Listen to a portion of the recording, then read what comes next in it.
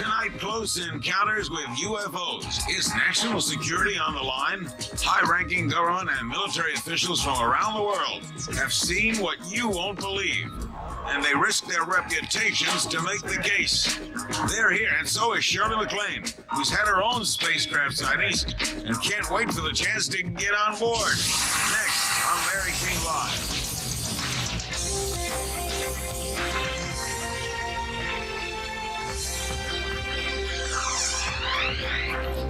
Good evening. A historic occasion will take place in Washington on Monday. Former high-level government employees, military officials, and pilots from all over the world will come together. They'll discuss their own UFO sightings and encounters, and they'll do it at the National Press Club in the nation's capital. Some of them will share their stories for the first time.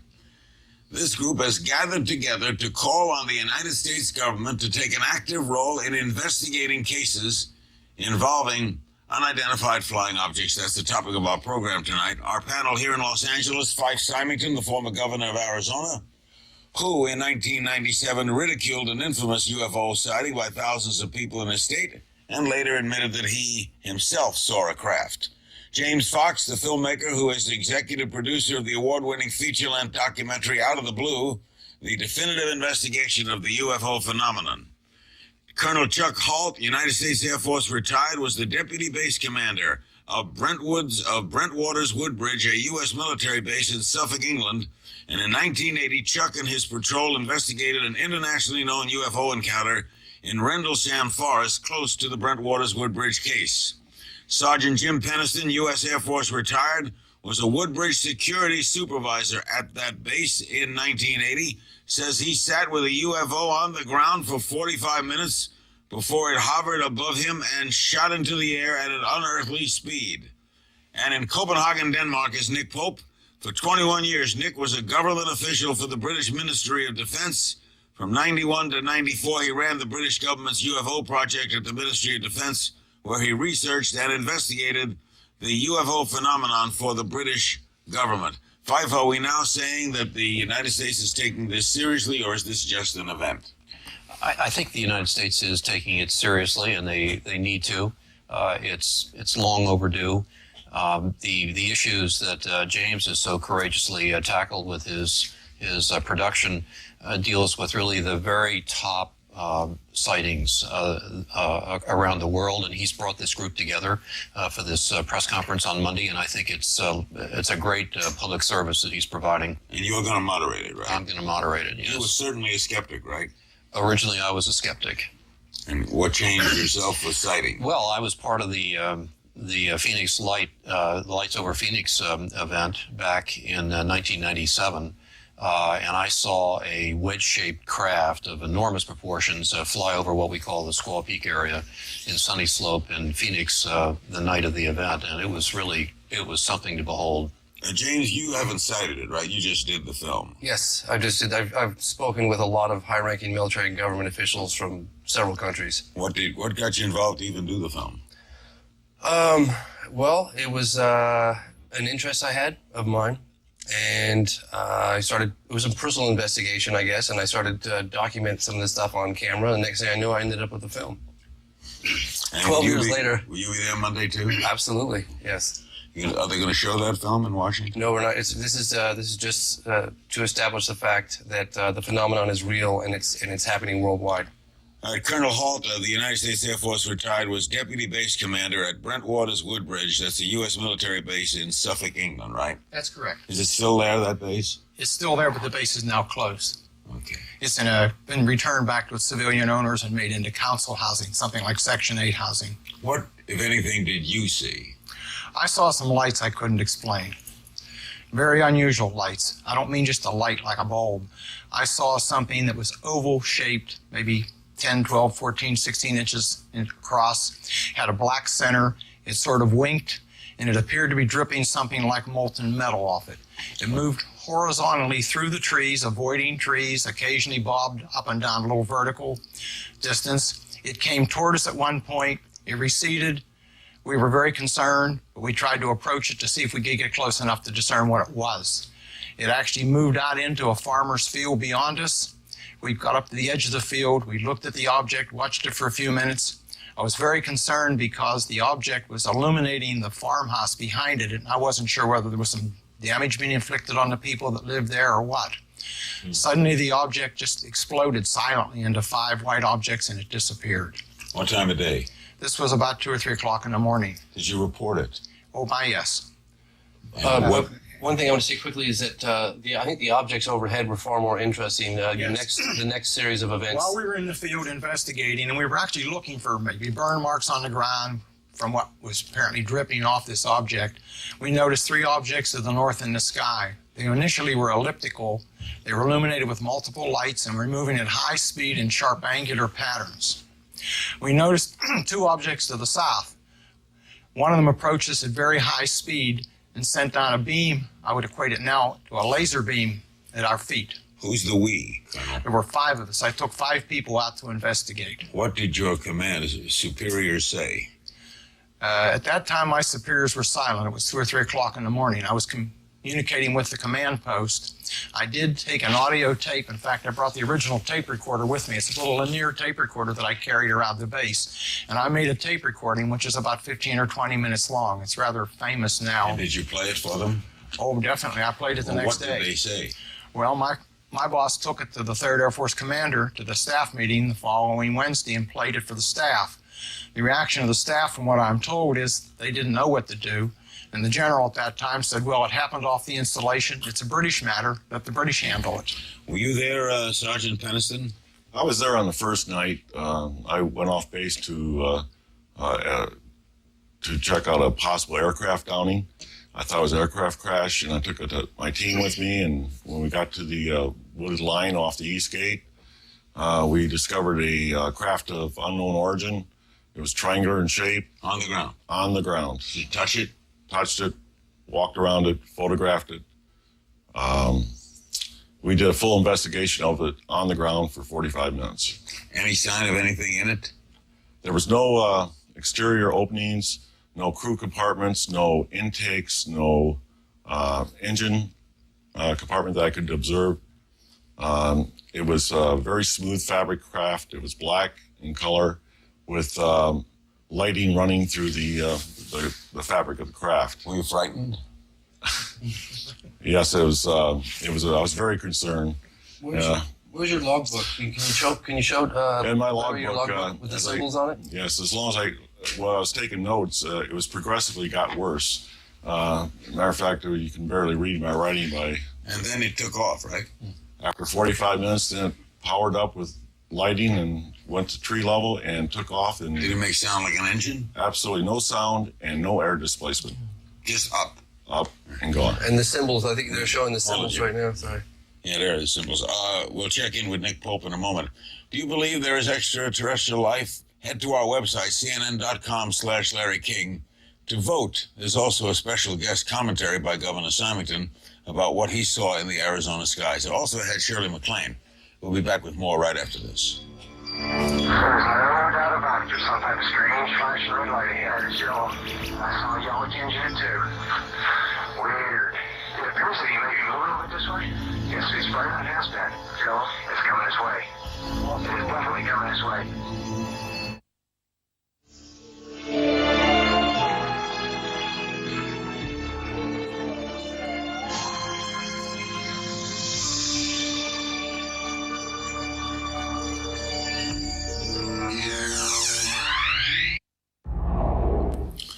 Before we check in with Nick Pope in Copenhagen, Colonel Holt, investigating the area days later, he's here with us now, Colonel Holt, ended up seeing something himself. Listen to this audio tape. There's no doubt about it. There's some type of strange flashing red light ahead. It's yellow. I saw a yellow tinge in it too. Weird. It appears that he may be moving a bit this way. Yes, it's right on has been. Joe, it's coming this way. It is definitely coming this way. Well, we've got an object that got 10 degrees directly south, 10 degrees off the horizon. And once the north are moving, one's moving away from us. It's moving out fast. There's one on the right taking away too. Yeah, we're both heading north. And we have with us, he brought it along, Colonel Holt's notes that he kept while this was going on, right? Actually, it's Sergeant Peniston's notes. Yep. Your note. Yes. I'm sorry, Chuck. It was Sergeant Pennison's notes. You kept these while you were viewing this thing? Yes, we needed the times net for, log entries and stuff like that. It's routine. Yeah. You missed the symbols on that. The symbols are so fascinating. Routine activities, not a routine event. That's right. Let's check in with Nick Pope in Copenhagen, 21 years a government official for the British Ministry of Defense. Nick, what do you make of all of this? Well, the Rendlesham Forest case was certainly one of the most compelling UFO incidents in the British government's files on this. And critically, one of the very important things about this case is that I don't know if the Colonel has spoken about the radiation readings that were taken at the landing site. Well, the British government defence intelligence staff subsequently assessed those radiation readings as significantly higher than background levels. So there was a real tangible, solid piece of evidence to back up this extraordinary testimony. Nick, does the British government take the same position as the United States government, as if to say it doesn't exist? Well, the position is broadly similar, but having said that, the Ministry of Defence still does have a small UFO project, although investigations are somewhat on the back burner these days. But, I think there are still cases being reported to the government. There are still, for example, many reports coming in from pilots, reports of UFOs being tracked on radar. And the Ministry of Defence says that it keeps an open mind about the UFO phenomenon. Fife, what do you believe? Do you believe there is life somewhere else? I would be astonished to find out, if it were possible, that we were alone in the universe. Do you think? I just, we're this wonderful planet in the Milky Way, surrounded by billions of objects, and the universe is such a big place. I just think that you have to be open to that possibility. Isn't it also open to the possibility, James, that this is just phenomena? Well, yeah, they're definitely phenomenon, but I think the people in a position to know what's really going on are about to disclose that on November 12th at the National Press Club in Washington, D.C., and hopefully you say people the government is going to disclose them? The government officials from 7 countries, military and government will officials. Disclose on Monday. Yes, they will. Yeah, this is an unprecedented gathering of top officials. Why now, Colonel Halt? I think there's greater acceptance now that there really is something there, despite the fact that there's kind of a stigma that goes with UFOs. You believe that too, Sergeant? They're ready to come across and say at least there's something? I think it's unavoidable right now. I think that there's been so much cases and so many points made over the last 20 years. I think it's overwhelming. Nick, you think the British government is ready? Yes, I think so. I think part of the problem with all of this is the stigma that's sometimes attached simply to the word UFO. And some colleagues and I at the Ministry of Defence actually tried to do away with that term and replace it with unidentified aerial phenomena, because we were certainly convinced that there were some serious defence, national security and flight safety issues here, even though we didn't know what the UFO phenomenon actually was. What did this do to your head, Jim? Well, I tell you what, it's a very difficult situation, and it had a terrible effect on also the airmen that were out there with me. Some won't go on camera, some will not talk about today. I think that it would probably cause a lot of... I had problems with, post-traumatic stress after it, that type of thing. Psyche. Yeah, it was a very traumatic experience. We've got lots more to go. Our complete program tonight is devoted to unidentified flying objects. We'll interrupt our panel. We've been talking with military officials about UFOs. Coming up, we'll ask Shirley McLane what she thinks about these reports. That's next on Larry King Live. Did you see a UFO? I did. I don't really know what happened to it. I saw one, but I don't know where it just disappeared. It's time to find out what the truth really is that's out there. That such an investigation be taken.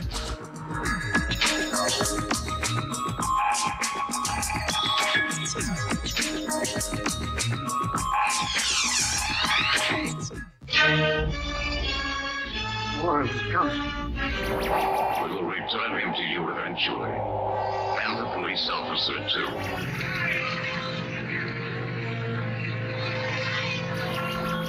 They're coming.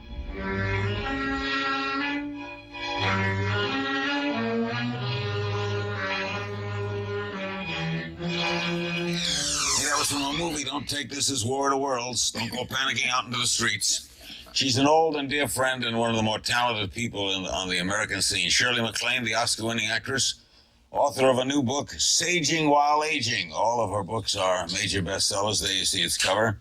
There's a lot in this book that we're not into tonight, but we're going to discuss one aspect of it, which is UFOs, fitting our subject tonight. By the way, Shirley came up during a recent Democratic presidential debate in Philadelphia. Tim Russert is asking Representative Kucinich about McLean's book. Watch. Oh, I'm sorry. I thought we had it. They lied to me again. Anyway, many people react with laughter when they hear people talk about UFOs. How do you explain that? I don't know. I think the unknown is traumatizing to people. I think we do have a built-in DNA of fear. One of the reasons I'm so interested in all this, well, I'll tell you how I got interested in a minute if you want to know, but I think the consciousness of how we relate to this phenomenon and the consciousness of change that happened to people who were taken aboard crafts, because I've talked to a lot of them. Like the sergeant said, he's never been He was the same. afraid. The whole idea of what induces fear is something they talk about a lot. It's, to me, I don't want to get into arguments, are they real or not, anymore. I've had too much experience talking to people all over the world, particularly in Peru, who have satisfied me. But what... So you believe in them? Oh, yeah. Oh, yeah.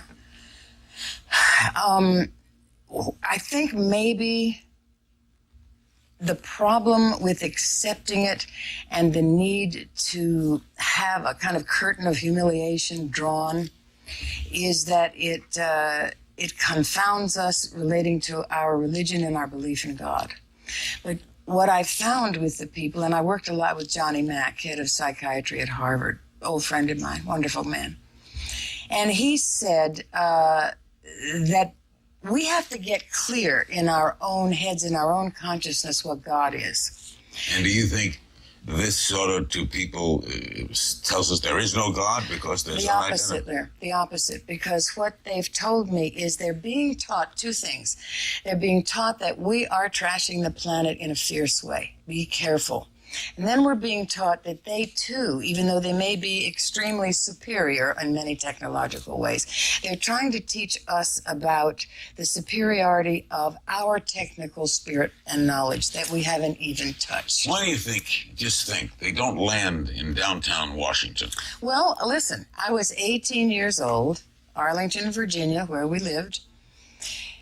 UFOs buzzed the Capitol and buzzed the White House on July 19th, 1952. I recorded it in my diary. No one knew what it was. The switchboards lit up. Everybody was confused. A few days later, Truman, who was president then, had General Samford go on television. I have the kinescope, actually, and say, look, they're not ours and they're not Russian. We don't know what they are. And you got the form there that Jimmy Carter filled out? Yeah, I found the actual one where he's got all of his handwritten He saw a notes. sighting. Oh, sure. Well, a lot of You people- got the Vatican said something? Yes, now, this is interesting in relation to the question and problem of religion and God. Padre Balducci, wonderful man, Monsignor Balducci, very close to each pope. He has come out with a statement. You see how thick it is, so I can't read it. They're real. They have discussed what to do about it. Vatican intelligence would really like to discuss it. That's the problem here. We need the governments to reveal these files. The Chinese have done it. The Brazilians have done it. The French did it about a month ago, and it so lit up their switchboard, crashed their net. So I think the people are way ahead of military intelligence. What is since they're not attacking us and they've been seen for years, what's the fear? What's the government's fear? That's an interesting question. I've been working with Paul Hellyer. He's the ex-minister of Defense Canada under Trudeau. He is upset because the Americans are planning the weaponization of space as though they are enemies. Really? Yes, and it is very troubling to him. It came out of a project called Project Paperclip, in which, and this is what Eisenhower warned us against, the sustention of the military-industrial complex. In order to extend the power and the funding of the military-industrial complex, you have to be afraid of things. Number one was communism. If that petered out, number two is terrorism. That's here for a while. Number three is asteroids, and number four is extraterrestrials. So there might be a built-in reasoning here to have induced fear just to keep military-industrial complex You've going. talked to a lot of people over the years, right? Astronauts, presidents, etc. And your belief is firm, right? No question. You think we'll ever know? Yes, and I think there will be sightings, and I get the feeling, and this is where consciousness comes in, because all these guys who were talking about how they were afraid, etc., and I've talked to so many who had these feelings. It's all about feelings. It's all about what goes on in the spirit of your head. I think really the government in this country wants to release this information. Military intelligence does, because I know some of them, and I think they are watching what happens in terms of the public's reaction to this. This conference Monday, then, is important. Yeah, I think it's important. Thanks, Shirley. Okay. Shirley McLane and her new book, all of her books have been bestsellers. The new one is Saging While Aging. We'll be right back with our panel, but as we go to break, here is the aforementioned clip, which we didn't have before, of Dennis Kucinich in a recent debate explaining to Tim Russert his encounter with a UFO. They should ask Governor Richardson. He's the governor of it. The godmother of your daughter, Shirley McLane, writes in her new book that you sighted a UFO over her home in Washington State, that you found the encounter extremely moving, that it was a triangular craft, silent and hovering, that you felt a connection to your heart and heard directions in your mind. Now, did you see a UFO? I did, and the rest of the account, well, it was unidentified flying object, okay? It's like, it's unidentified. I saw something.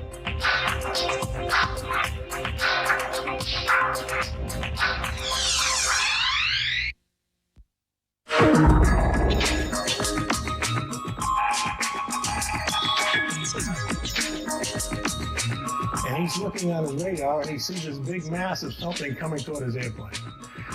It goes from his nose to the right, to the back, and it moves in 9 or 10 seconds. It goes from 6, 7 miles in front of him to 6 or 7, 8 miles behind him, and then back over to the left. Welcome back. Our panel remains. Added to it is John Callahan, the former division chief of the Accidents and Investigation Branch of the FAA in Washington. He was sworn to secrecy about what we're going to tell you now. In 1986, a Japanese pilot said he saw twin cylinders flying in formation within 500 feet of his air cargo jet.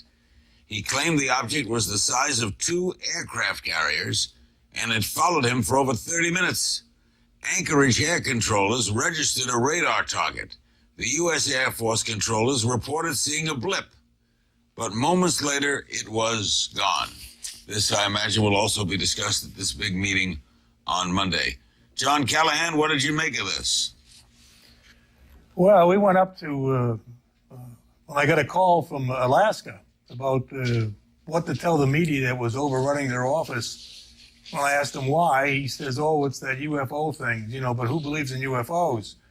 And I said, I have no idea what you're talking about. And he went on to explain how the 747 was chased for 31 minutes in Alaska. So I said, well, tell the media that this is under investigation and then send all that data, all the discs, the voice tapes, all the printouts to the FAA Tech Center in Atlantic City, and we'll go up and take a look. I went up to Atlantic City the next day at the FAA Tech Center, and I had the specialist up there play back what the controller seen on his scope, you would call it. And I had him synchronize the voice tapes to the radar so you could hear what was happening and look over the controller's shoulders if he was sitting there. And a blind man could see that there was a target along with that 747 where there shouldn't have been any target. And it came more than once.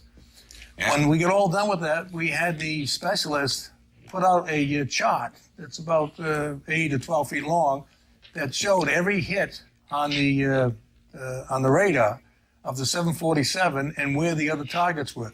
The hardware people got up to explain what we were looking at, and they said, there's nothing wrong with the hardware. Everything over here is a software problem.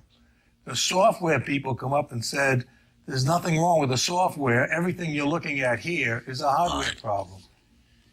And after this incident, you said that Admiral Engel, the then FAA administrator, held a briefing with members of the FBI, CIA, and President Reagan's scientific study team. What was the result of that meeting? Well, he set the meeting up, and my task was to hand off this event to the Reagan scientific study team because the FAA does not handle UFOs. And what did they do with it? When we got all done with our briefing, it took a couple hours. The CIA man stood up and said, this event never happened. We were never here. You're all sworn to secrecy, and we're confiscating all this data. What do you make of that, Sergeant Peniston? What do you make of that? Well, that's exactly what happened with Bentwaters. I don't admit it, the deniability on it. Why? Colonel, why? That's Why a very deny good what question. they saw? I don't understand it. That's puzzled me for years. The very interesting thing is I made a memo up, which is now public, through no fault of mine. I did not release it, is what I'm saying. And I fully expected an investigation. I have never been debriefed. James Fox, who, by the way, has a new movie in the works called Beyond the Blue. His early one was Out of the Blue. Why do they deny it, in your opinion, as a layman? I would say what you can't control, why disclose that information? Wouldn't it worry the public? I mean, their very job is to protect us, and yet they have no means of protecting us. Shall these things turn out to be hostile? I'm not saying they're hostile, but they have no control of the situation. So why would they disclose? Fife is it that they don't know, and they don't like to say they don't know. Yeah, I think that's human nature, don't you, Larry? People, especially if they're in charge and they're in the government, they don't like to admit that they don't control or they don't know something, because that means that if that's the truth, then there's a high degree of vulnerability out there, and the public might get very concerned about that. Why would so many people, all of you like yourselves, be lying? Yeah.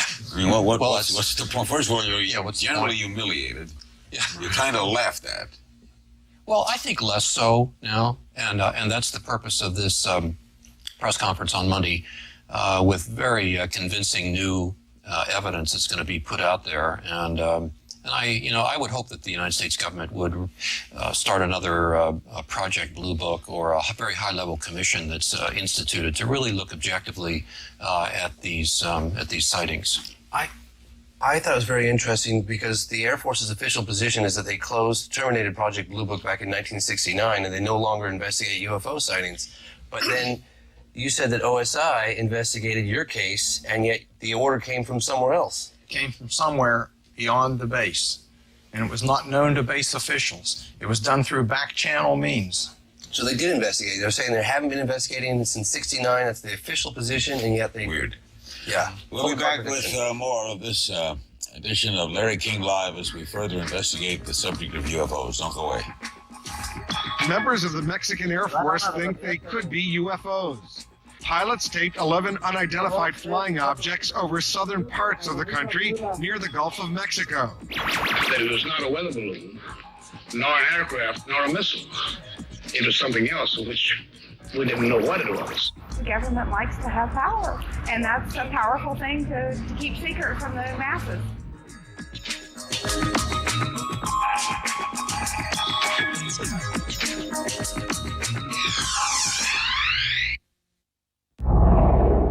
I had the evidence that the crash did happen here.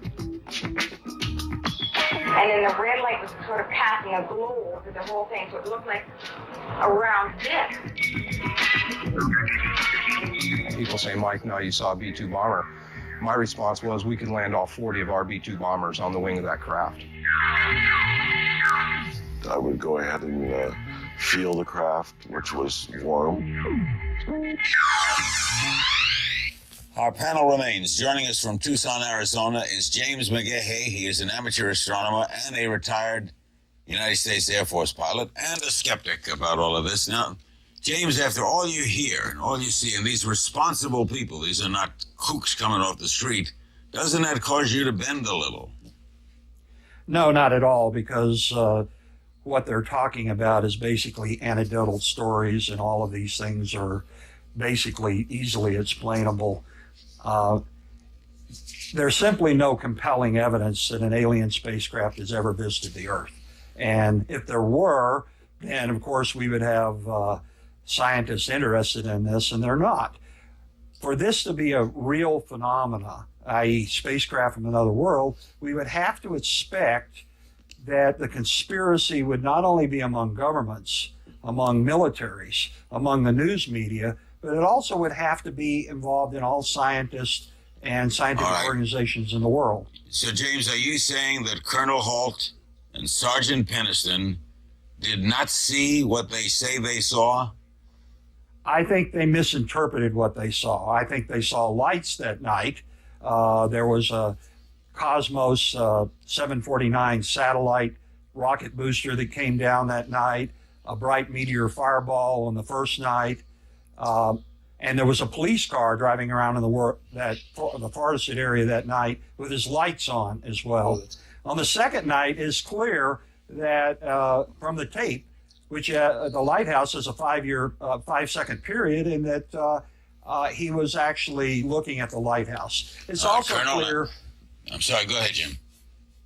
It's also clear that the instruments they were using improperly. They didn't understand what they were doing. A starlight scope doesn't measure energy, it only amplifies photons. They were using a radiac meter in an improper way that was used for field measurements and not for point sources. I have actually walked the ground there. I have taken a very specific Geiger counter to measure the area. There's nothing but background radiation. Let him respond. Chuck? Well, first of all, have you ever seen a lighthouse move through the forest, Larry? Horizontally, approach you, recede from you, explode into 5 white objects, send down an equivalent of a laser beam, and do so into the weapons storage area? And I would defy anybody to take a police car into the woods. When Jim went out, he took a Jeep and he had to dismount because he couldn't go any further. Do you think he's lying, James? No, I think they're just misinterpreting what they saw that night. There were numerous lights out there that night. Let's put it this way. Where would it have been best to have viewed this object that night? It would have been best viewed from the Woodbridge Tower. I interviewed the people that were in the tower that night. They saw nothing. They heard nothing. There was nothing on radar. The sergeant says it wasn't manned. It wasn't manned that night. The tower was empty. The ATC, the tower was manned that night, and the ATC facilities did have control that night. The British radar also saw nothing that night. Let me get a break and we'll come back with more. Jan will stay with us. We'll also ask him to talk to Callahan about that Tokyo plane incident. That's Anderson Cooper, AC 360, 10 Eastern, 7 Pacific. We'll be back with more of our Out of This World panel when we come back. Jimmy Carter saw a UFO, even submitted an official report on it, though debunkers say what he really saw was the planet Venus. Even Ronald Reagan reportedly saw a UFO while flying in a small plane. 14% of Americans have reported seeing UFOs. They're all over YouTube, shaped like discs, often all blurry. The best-looking UFOs are almost always fake. And though Beam Me Up Dennis was ridiculed on the web, he was rewarded with a long post-debate smooch from his wife.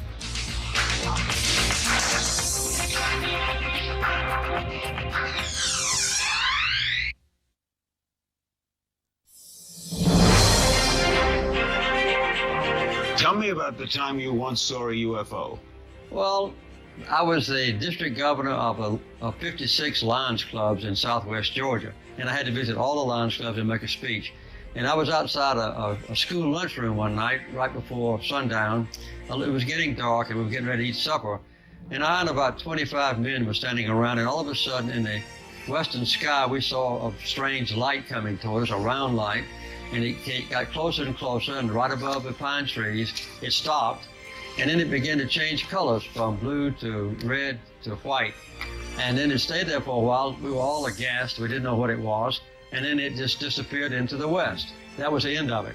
So it was a genuine UFO in that it was an unidentified flying object, but I have never thought and still don't think that it's possible for, creatures from Mars to come here and visit us and go back home. Before we have Jim McGahey respond to the story of that Japanese pilot and what he saw from his Japan air cargo jet, Sergeant Peniston wants to respond to something that James said. Thank you, Larry. It's just, I respect James for his opinion. But if I was in his position right now, looking at us and looking at this story, I'd probably have a lot of doubt about it too. But this is not about lights in the sky. This is about an object that has landed in a woods and was investigated by a team of experts that are familiar with aircraft identification and that. And there is just no way in the world that this could be anything other than it was a physical craft. All right, Jim, he's saying he touched the object. He surrounded the object, and the object took off and went into space. That's either a madman. Well, there's no evidence of that. I've never seen any evidence. So then you say he's lying. His report. No, I'm saying he may truly believe that he touched an aircraft. That also flew. Something called confabulation. But the question is there any evidence other than his anecdotal story, his report, that anything occurred? And there isn't. There simply is no evidence. I would like to respond to something about Colonel Halt talking about the idea that the Air Force never contacted him or investigated him, this incident. Since the closing of Blue Book in 1969, it has been official United States Air Force policy not to take a UFO report, pro, con, negative, or any otherwise. It actually is, because it caused a great deal of bad publicity for the United States Air Force, and they didn't want to be involved with it. So the official policy is if someone calls up the Air Force about a UFO, they simply say, they refer the people to local law enforcement agencies without comment. That's another area I want to cover, and we've got John Callahan been standing by, but you want to say something quickly? I'd like to say one thing. Are you aware that the OSI did investigate this? I am aware that the OSI investigated it. Of course, the OSI, looks into anything very often that security police do, and I don't want to get into why that is. What do you think? What do you think, Jim, of the story of that Japan air cargo that saw the twin cylinders flying in formation? Well, it's you have to look at what happened that night. He reported seeing initially a light following him. It's interesting that the direction he was looking was directly at Jupiter, which happened to be at its brightest that night. But all the radar targets that were reported that night, the FAA itself in its report says was transponder clutter and scatter, and the Air Force as well.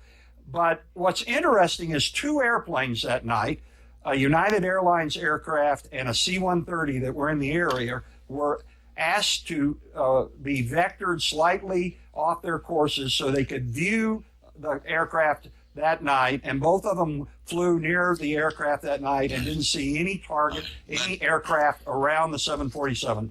Let John Callahan respond. John? Well, if you looked at the videotape that we took, you could see that there's a target. Every time the Japanese pilot said there was target at 12 o'clock or 2 o'clock, that we had a primary hit there. Our own. Well, the FAA doesn't agree with that, sir. Well, that's the FAA doesn't want to control UFOs. Just because they say it's not there, you got to remember now.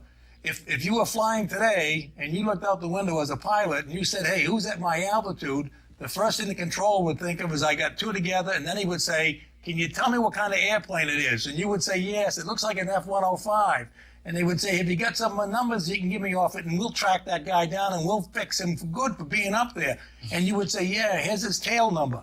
Now, we can't do that with a UFO. When the pilot looked out there and he says, I have traffic out here, apparently the 3 Japanese pilots are also lying. It's funny that everybody that's around. I got to get a break, guys, but you're making a good point. We'll come back with our remaining moments. Just skim the surface. Don't go away.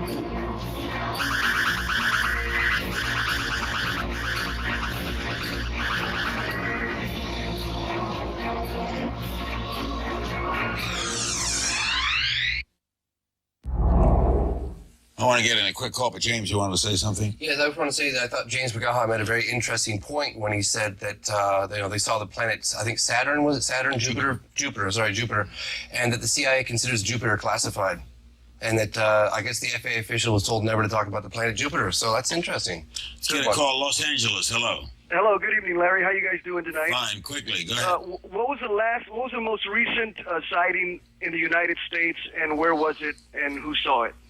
Do we know, Fife? O'Hare. It was O'Hare, United Airlines O'Hare, right over the airport. Yeah. There's a lot of press about it. Yeah. United Airlines pilots, crew, maintenance people on the ground. I actually talked to a couple of the United Airlines personnel, and privately they admitted what they saw was a disc-shaped object, broad daylight, punched a hole through the clouds when it left. But they would not go on the record because they were debriefed by United Airlines, and the United Airlines said they would lose their job. I remember it was headlines in the national news when I heard. James, they would have no point in lying, would they? Are you you're asking me? Yeah, why would the military officers, why would they lie? Oh, I don't question that military officers are lying. I just doubt whether they're accurately seeing and reporting what they're seeing. And there are many. It's very easy to be fooled. Yeah. All right, we've run out of time, but I thank you all very much. By the way, dial up our website, cnn.com/Larry King. You can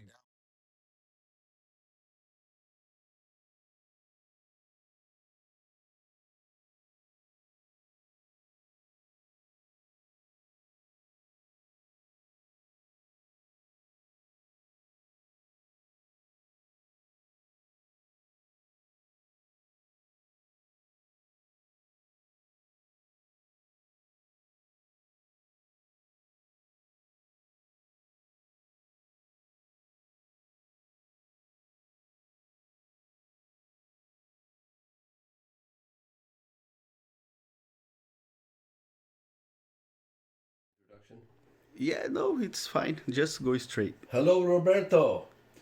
James Fox here in Charlotte, Vermont. And I guess I'm going to share something with you regarding our 2007 presentation with Leslie King, Larry King, Nick Pope. And that is, we were pushing hard for a government agency to investigate UFOs, sort of the reopening of Project Blue Book. And little did we know that it would happen. It was happening as we were promoting government transparency and further investigation into the UFO phenomenon. Here we are 10 plus years later, little did we realize that a secret Pentagon program was going to be revealed on the front page of the New York Times. So everything has changed with the acknowledgement of UFOs existing, with official evidence, cockpit recordings being released to the general public, and the Pentagon and intelligence agencies admitting that UFOs are real and that they don't think it's anything the United States is flying, and they're almost positive Russia and China don't have this technology either. So I would say that a lot has changed since 2007. Here we are in 2021. So rock on. Yeah.